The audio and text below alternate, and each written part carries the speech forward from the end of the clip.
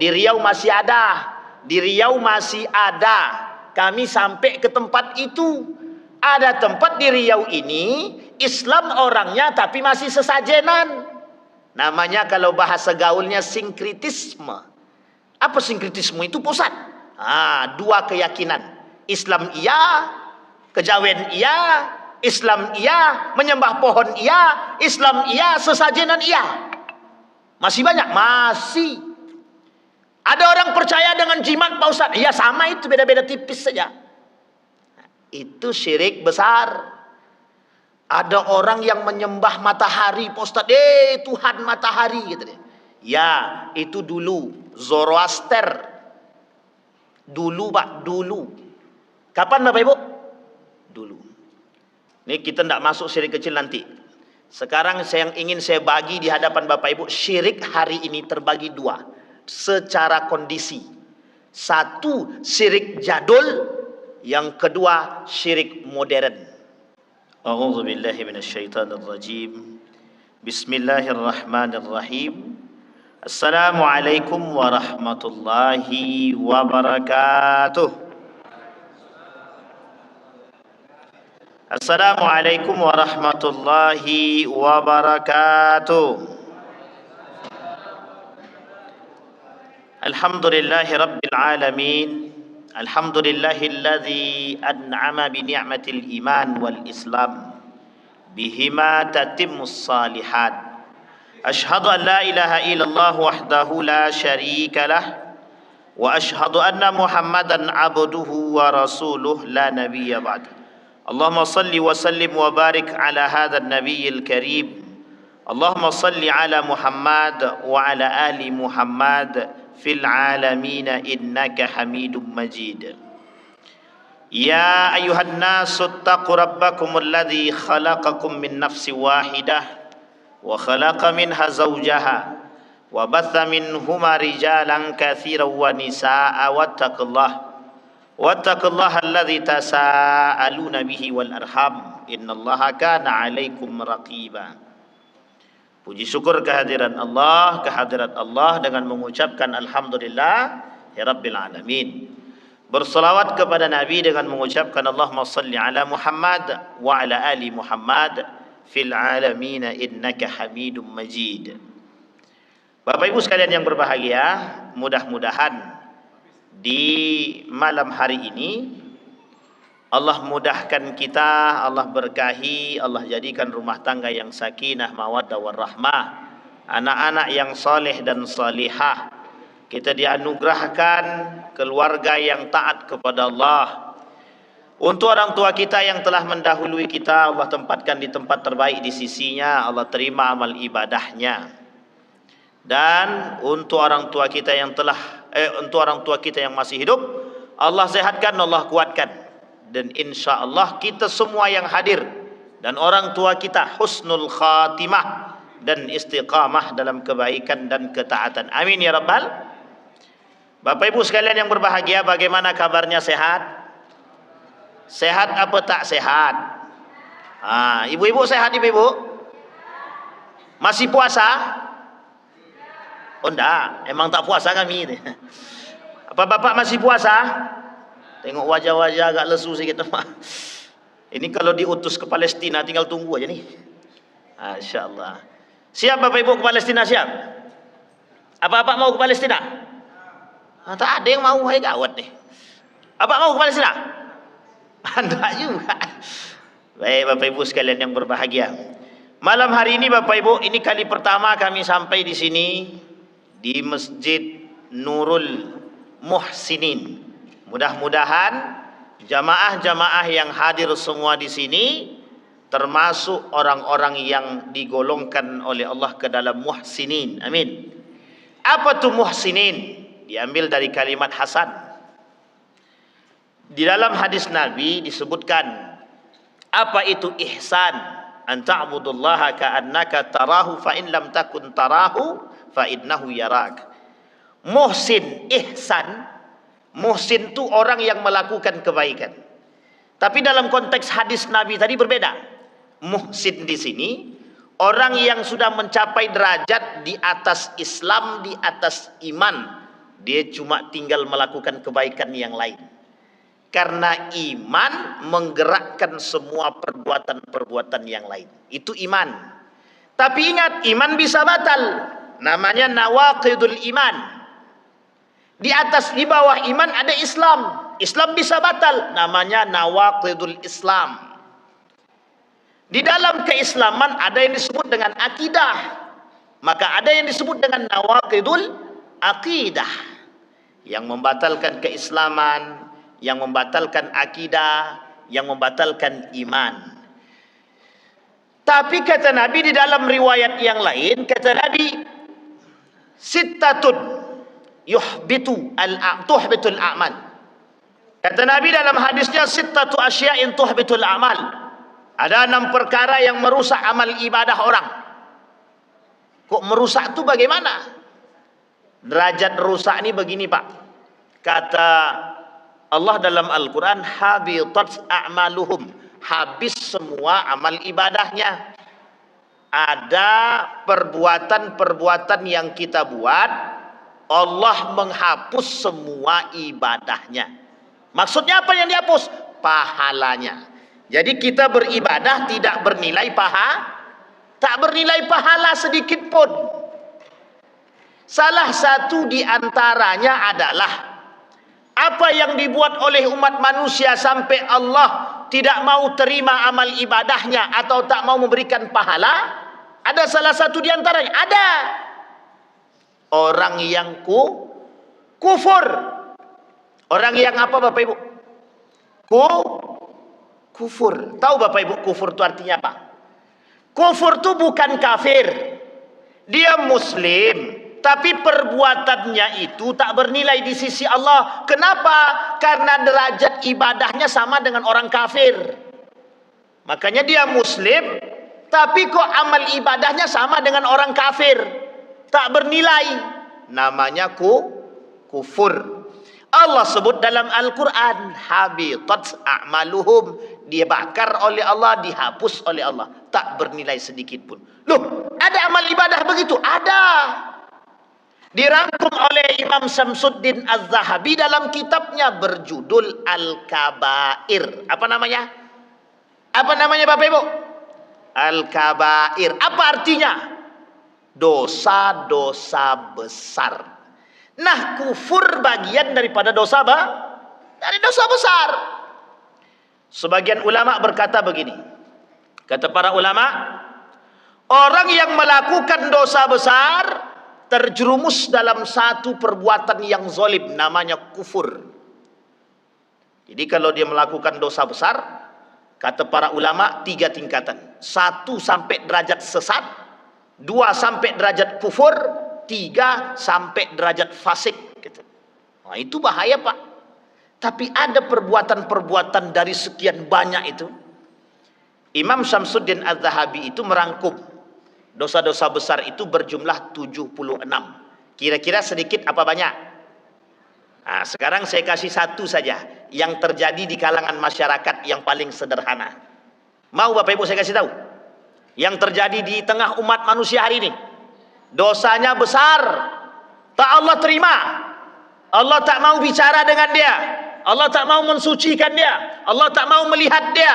Allah tidak mau mengajak dia bicara. Bagi dia azab yang sangat pedih. Allah laknat dia. Allah masukkan ke dalam neraka. Berapa ancamannya? 6. Kata Nabi dalam hadisnya begini. Thalathatun la yukallimuhumullah yawmal qiyamah wa la yuzakkihim wa lahum azabun alim. Kata Nabi, ada 3 golongan yang tidak Allah ajak bicara di hari kiamat. Allah tak mau mengajak dia bicara. Allah tak mau melihat dia. Allah tak mau mensucikan dia. Bagi dia azab yang sangat pedih. Bagi dia Allah laknat mereka. Wa yal'anuhumul la'inun. Bagi mereka neraka. Berapa ancamannya? Banyak apa sedikit? Sekarang saya tanya Bapak Ibu, mau tak dilihat Allah di hari kiamat? Naddarallah lil mu'minin, orang beriman itu kelak mendapatkan wajah yang berkilau. Naddarallah. Itu dia Pak. Tapi kalau dia kufur gimana? Nah, di antara 76, kata Imam Syamsuddin, saya kasih contoh 1 sebelum kita mulai pada poin yang pertama, yang terjadi, sangat sering terjadi di kalangan masyarakat. Namanya wala tubtilu sadaqatikum bil manni wal adza.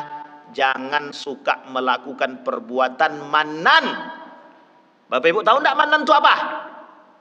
Ibu-ibu, apa itu manan? Pak, apa itu manan, Pak? Pak, apa itu manan? Bukan kawan ini, Pak, bukan kawan. Abdul Manan, bukan.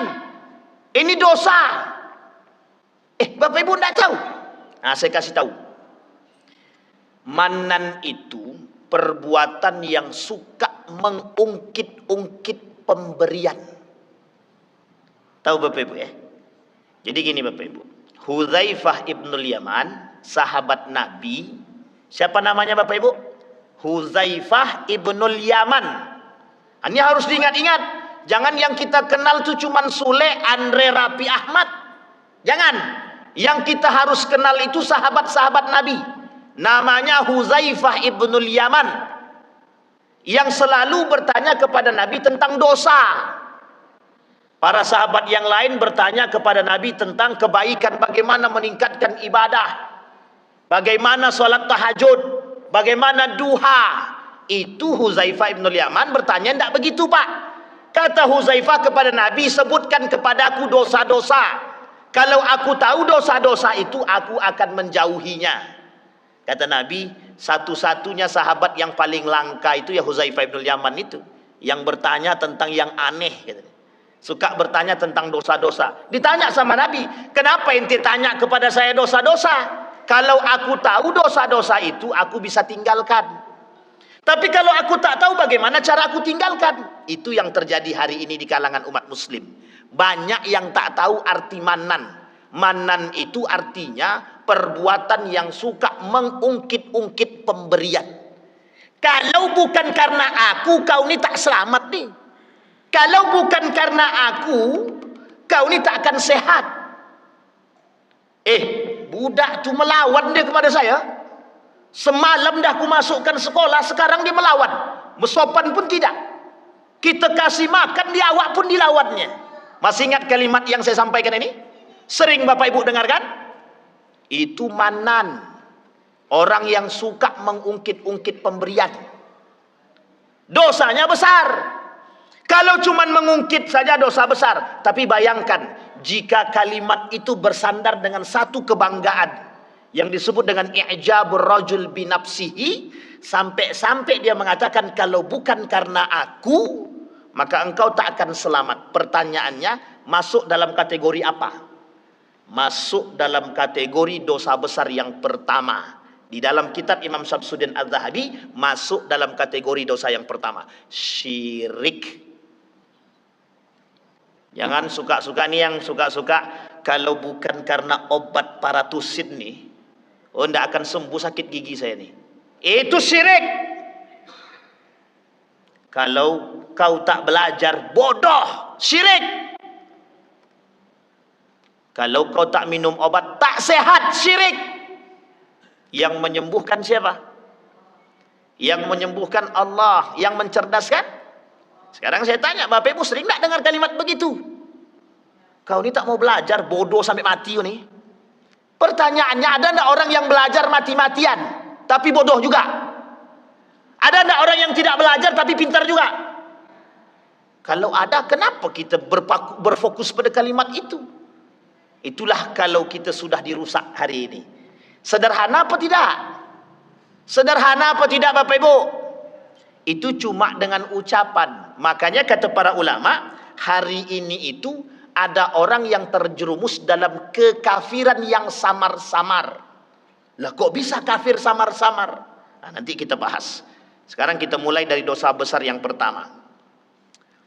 Dosa besar yang pertama kata Imam Syamsuddin Az-Zahabi dalam kitabnya Al-Kabair itu, yang pertama syirik. Saya sangat-sangat yakin, seyakin-yakinnya Bapak Ibu semua sudah belajar apa itu syirik. Betul ya? Syirik terbagi berapa Bapak Ibu? Dua secara pembagian. Satu syirik besar, satu lagi syirik kecil. Syirik besar contohnya apa? Menyembah patung. Ya'budun al-asnam, ya'budun al-awsan, Ya'buduna syamsa wal qamar, ya'buduna syajara, menyembah hewan, matahari, pohon, binatang dan lain sebagainya kan yang disembah. Betul ya? Kalau ada nih Bapak Ibu, di Riau masih ada. Di Riau masih ada. Kami sampai ke tempat itu. Ada tempat di Riau ini, Islam orangnya tapi masih sesajenan. Namanya kalau bahasa gaulnya sinkritisme. Apa sinkritisme itu, Pusat? Dua keyakinan. Islam iya, kejawen iya, Islam iya, menyembah pohon iya, Islam iya, sesajenan iya. Masih banyak, masih. Ada orang percaya dengan jimat, Pak Ustaz. Ya sama itu, beda-beda tipis saja. Itu syirik besar. Ada orang yang menyembah matahari, Pak Ustaz. Tuhan matahari gitu deh. Ya, itu dulu Zoroaster. Dulu Pak, dulu. Kapan Bapak Ibu? Dulu. Ini kita tidak masuk syirik kecil nanti. Sekarang yang ingin saya bagi di hadapan Bapak Ibu, syirik hari ini terbagi dua secara kondisi. Satu, syirik jadul. Yang kedua, syirik modern. Sekarang saya ulang. Satu, syirik jadul zaman dulu. Yang kedua, syirik modern. Syirik modern. Bapak Ibu kalau syirik jadul sudah paham semua. Sekarang saya sampaikan syirik modern. Bapak Ibu sudah paham dengan syirik modern? Sudah paham atau belum? Ini ada orang apa tidak nih? Assalamualaikum. Bapak Ibu. Apa itu syirik modern, Pak Ustaz? Nah, perhatikan baik-baik. Kata Buya Hamka, yang banyak terjadi kelak di akhir zaman itu ya syirik-syirik modern. Bukan lagi syirik-syirik seperti sekarang yang seperti dahulu. Orang menyembah patung tak ada lagi. Orang yang menyembah matahari tak ada lagi. Orang yang menyembah binatang tak ada lagi. Tapi kata para ulama, sekarang itu modelnya berbeda. Ada yang disebut dengan syirik modern. Sekarang pertanyaannya, apa contohnya daripada syirik modern? Kita sampaikan Pak.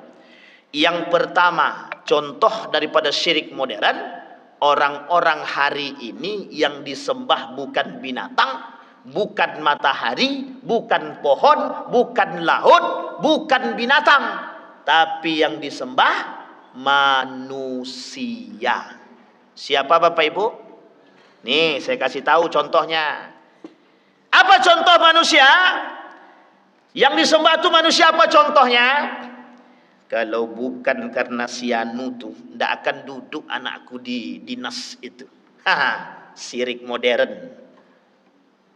Dia sudah agungkan manusia di hadapan Allah.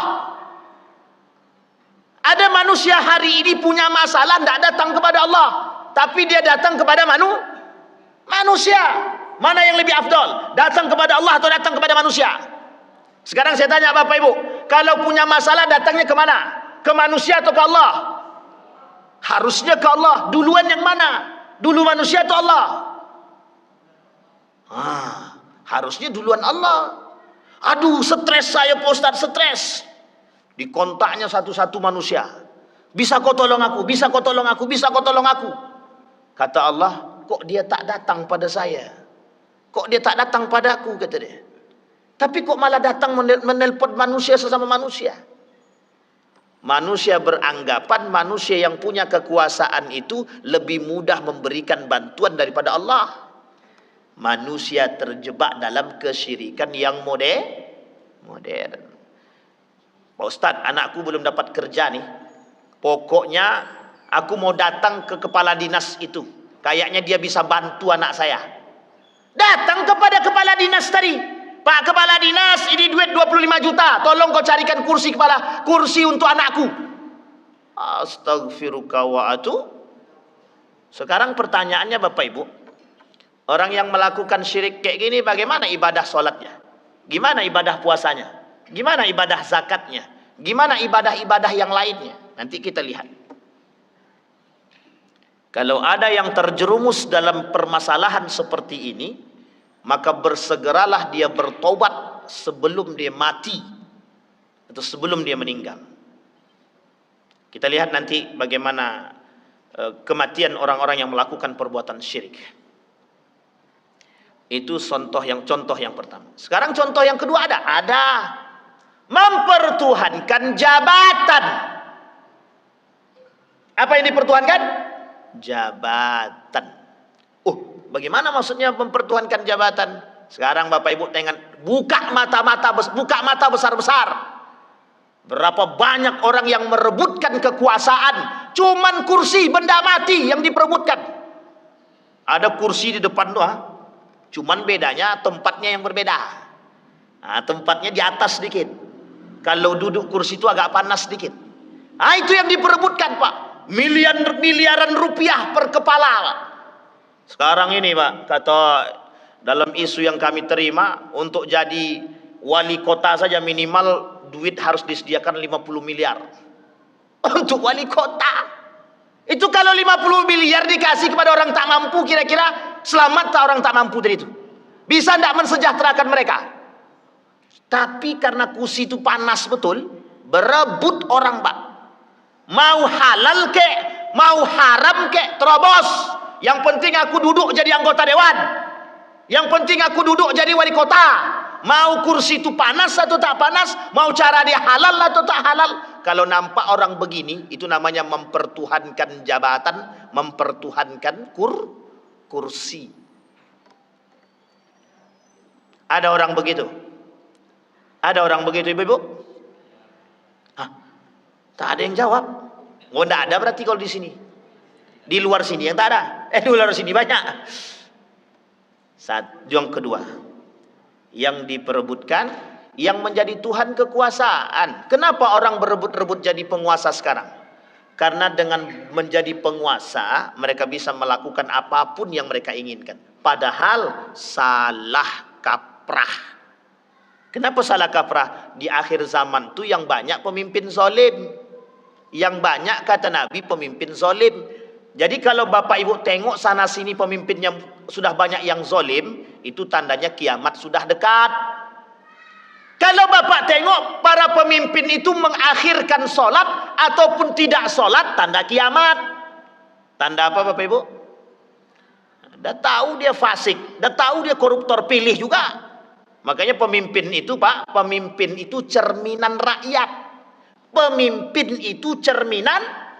Sekarang saya tanya Bapak Ibu, kalau ada calon pemimpinnya fasik, yang mau milih kira-kira orang fasik atau bukan? Ada enggak orang mukmin mau memilih orang fasik? Ada enggak orang mukmin mau memilih orang fasik? Kami terpaksa Pak Ustaz memilih. Kalau kami tak pilih, pindah kami jauh-jauh Ustaz. Kan begitu bahasa sekarang. Coba bayangkan, cara itu halal apa haram? Memaksa orang memilih itu halal apa haram?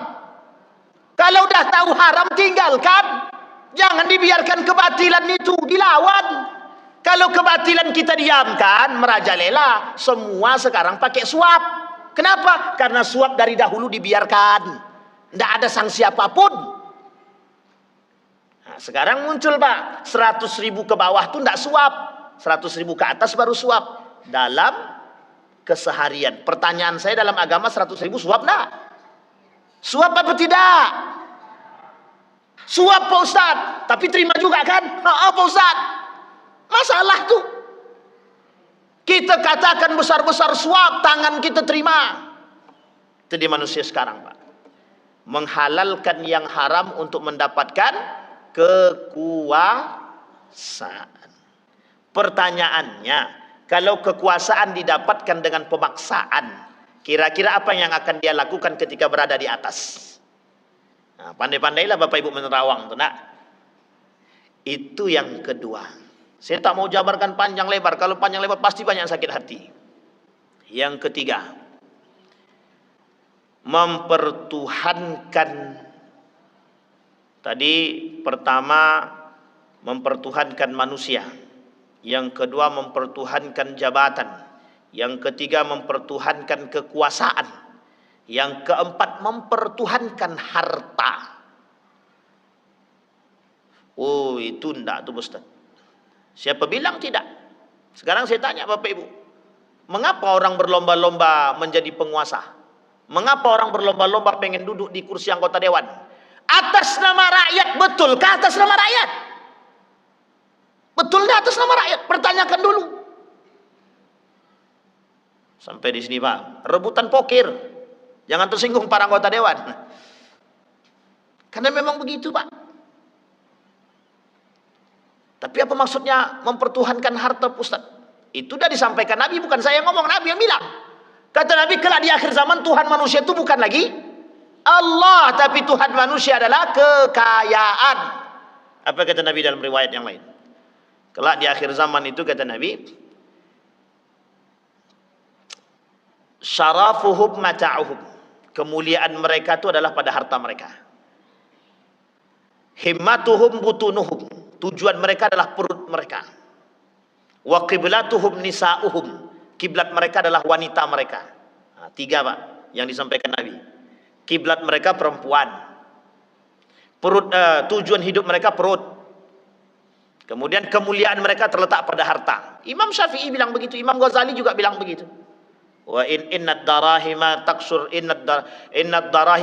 rijala mahabatan wa majalasa. Kelak yang menjadi manusia terhormat di hadapan manusia bukan iman, tapi harta. Betul apa salah? Saya kasih tahu Bapak Ibu begini. Mana yang paling mulia bagi orang hari ini? Orang banyak duit atau orang beriman? Orang banyak duit. Si anu tu Pak Ustaz, donatur kami orang kaya tu Pak Ustaz. Salat dia? Enggak Pak Ustaz, enggak apa-apa dia nak salat, yang penting duitnya mengalir ke kami Pak Ustaz. Masuk dia ke dalam masjid cium tangan. Haha, nih, tangan cium. Enggak salat dicium tangannya, Pak. Karena apa? Banyak piti. Guru ngaji yang paling mulia 20.000 saja protes. 20.000 maka tak dipandang Pak guru ngaji. Engkau cuma guru ngaji, cuma guru ngaji. Tidak dipandang manusia hari ini Pak.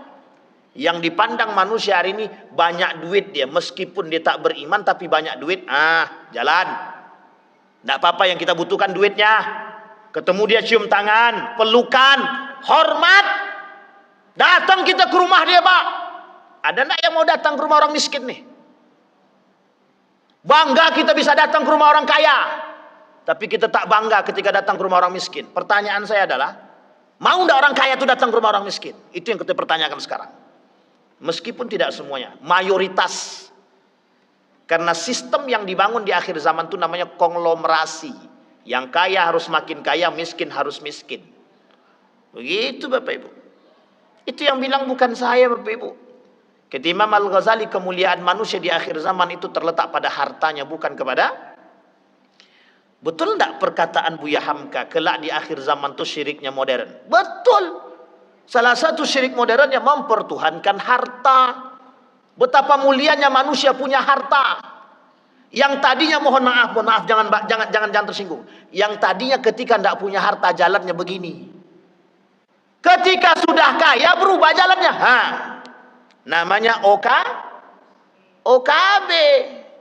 Orang kaya orang kaya baru. Begitu manusia sekarang. Iya, cuman terlambat. Korun sudah duluan.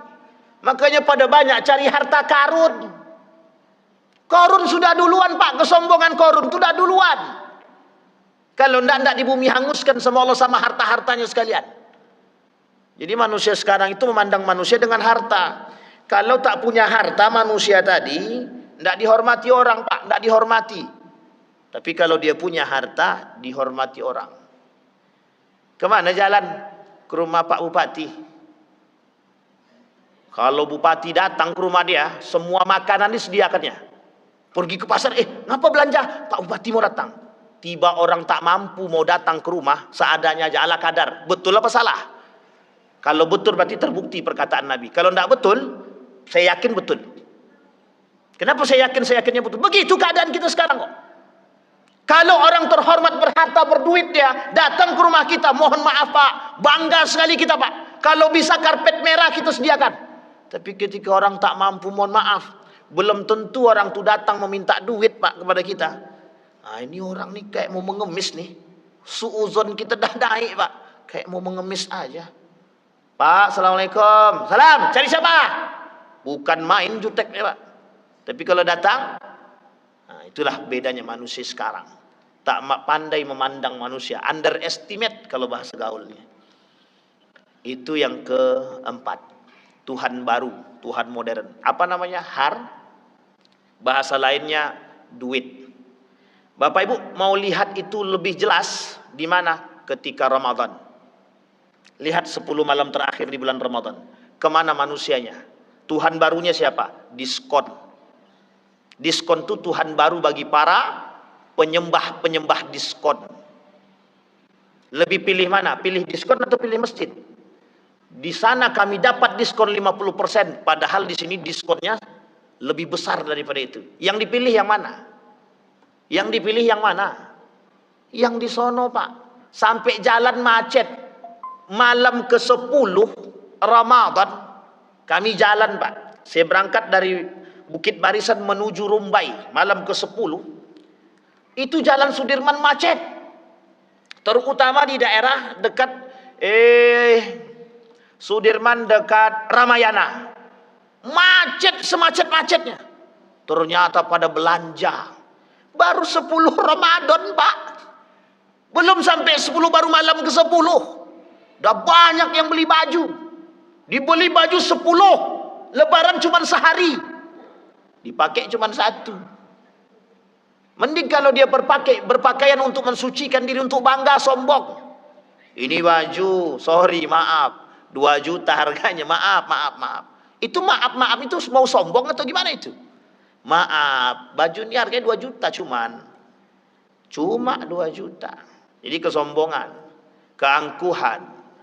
Salahkah mereka yang ingin membahagiakan hati mereka di hari Idul Fitri? Tidak salah Bapak Ibu, tidak salah. Hanya saja ketika memprioritaskan dunia daripada ibadah mereka, terjerumus dalam perbuatan yang tadi kita sampaikan. Yang keempat, mempertuhankan harta. Allah sebutkah dalam Al-Quran? Betul. Apa kata Allah dalam Al-Quran? Inna amwalakum wa auladakum fitnah. Anakmu dan hartamu adalah ujian bagi dirimu. Makanya ketika orang berharta itu ujiannya berat, ujian berat. Apa berat itu?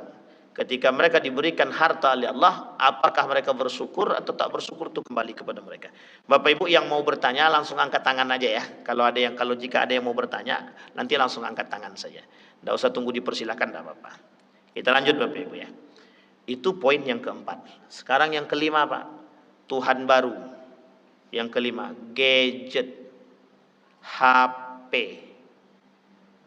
Bapak Ibu nanti pulang ke rumah, yang anaknya sudah besar, tanyakan, nak, kira-kira kalau HP-mu tidak ada internet gimana rasanya?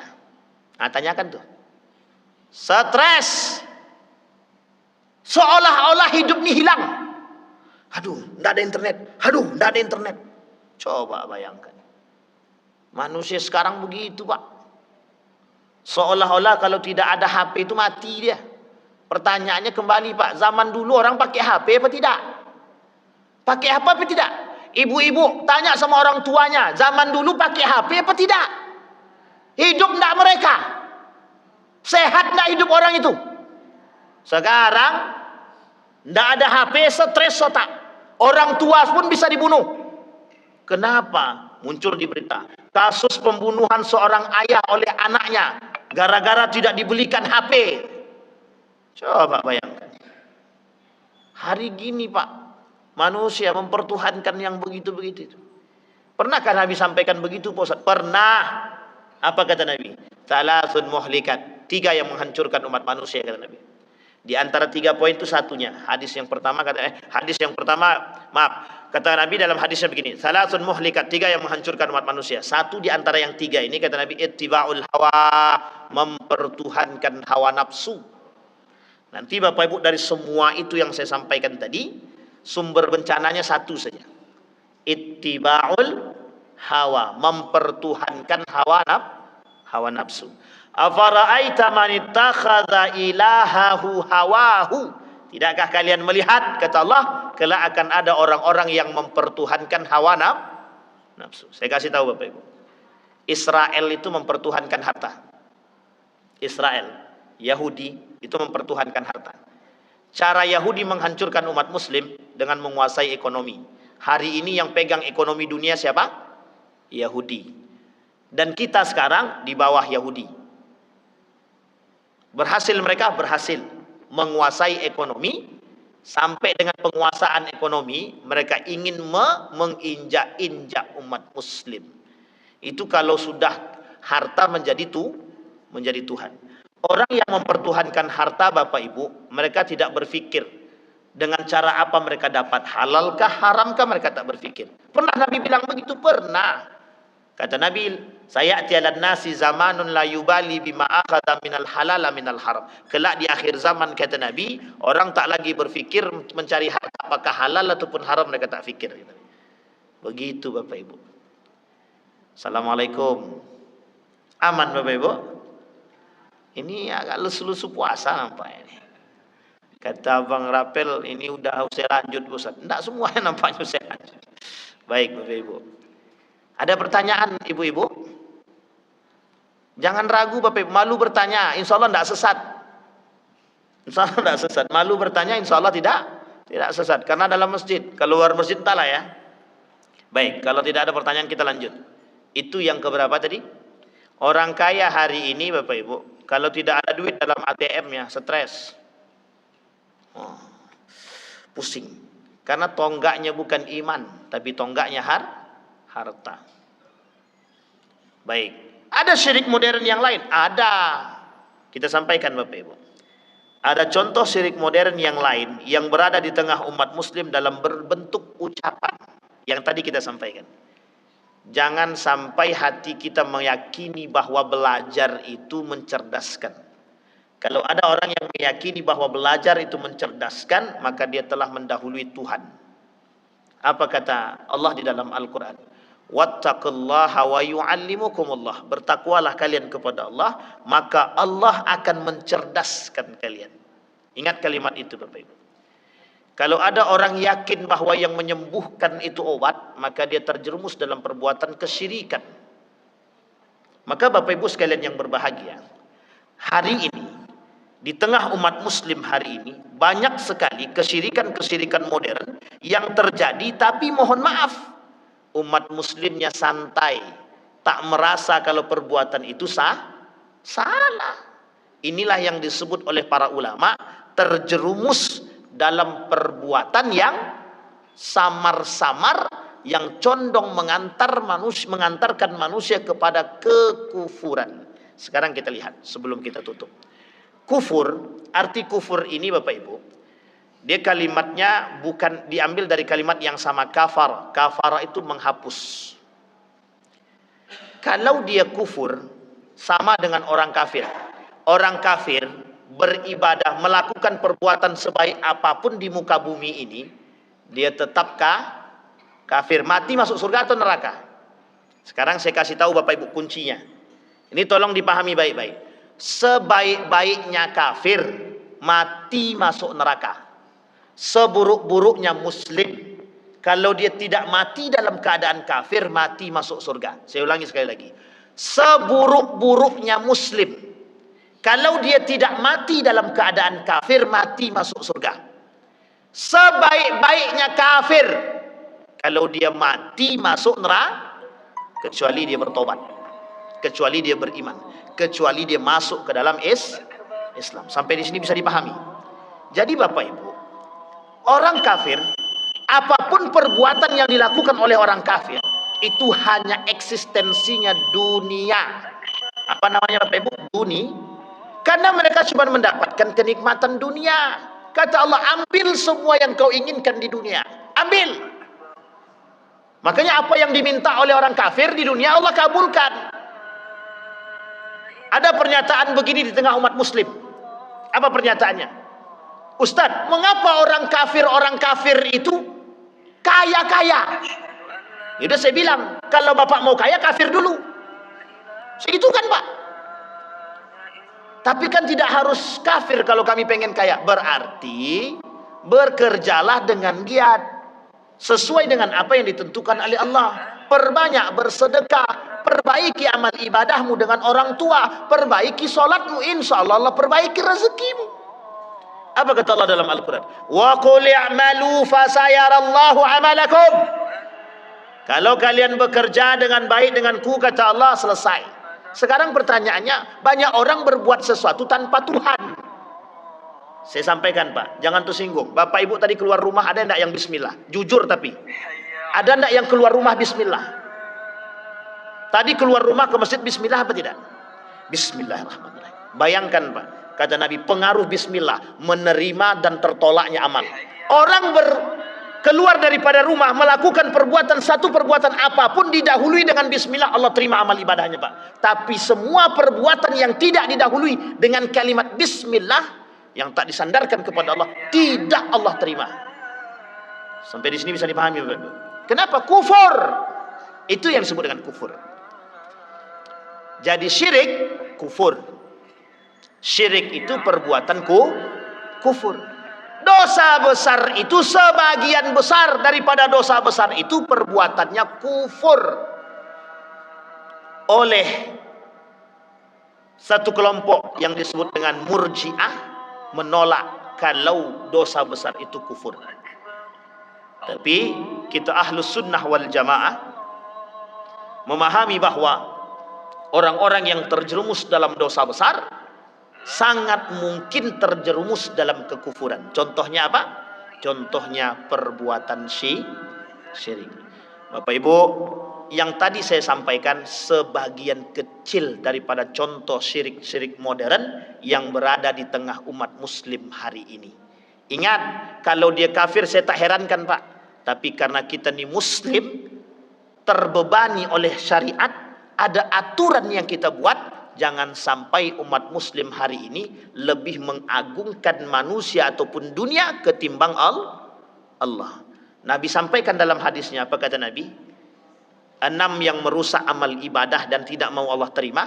Satu di antara 6 tersebut, cinta terhadap dunia. Saya kira itu saja Bapak Ibu. Sampai kita pada poin yang pertama meskipun belum selesai. Jika Allah mengizinkan kita untuk ketemu kembali, kita sampaikan. Masih banyak dosa besar di antara umat muslim 76.